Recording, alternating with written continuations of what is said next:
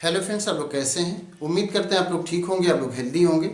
फिर से क्वेश्चन किया गया था ट्विंस के बारे में, जो जुड़वा बच्चे होते हैं उनके बारे में, कि कुछ ट्विंस होते हैं जो आइडेंटिकल होते हैं, जो बिल्कुल देखने में एक जैसे होते हैं, लेकिन कई बार कुछ ट्विंस ऐसे होते हैं जो कि आइडेंटिकल नहीं होते हैं, जो देखने में बिल्कुल एक जैसे नहीं होते हैं। तो इन दोनों में क्या डिफरेंस होता है?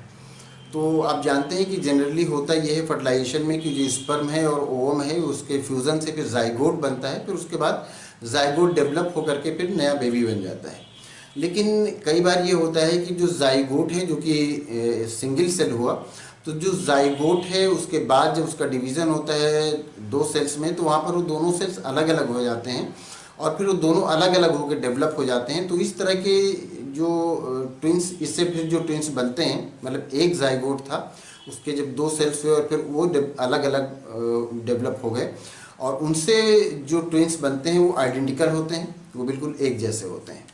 और जब कभी दो अलग अलग सेल्स होते हैं, जो फीमेल सेल्स हैं, ओवम है, और दो स्पर्म हैं, तो वो दोनों अलग अलग फ्यूज़ हो जाते हैं। जनरली एक ही से फ्यूज़न होता है, एक ओवम और एक स्पर्म। लेकिन अगर दो ओवम है दो स्पर्म है, वो दोनों अलग अलग फ्यूज़ हो गए, और तब उससे जो ट्विंस बनते हैं वो आइडेंटिकल नहीं होते हैं। तो जो एक ही जाइगोट से बनते हैं वो आइडेंटिकल हो जाते हैं, और जो दो अलग अलग जाइगोट से अलग अलग फर्टिलाइजेशन होता है, अलग अलग जाइगोट से जो ट्विंस बनते हैं वो आइडेंटिकल नहीं होते। जो आइडेंटिकल होते हैं उनका जो जेनेटिक मटेरियल होता है वो भी सेम होता है, लेकिन आइडेंटिकल नहीं होते तो उनका जेनेटिक मटेरियल भी सेम नहीं होता है।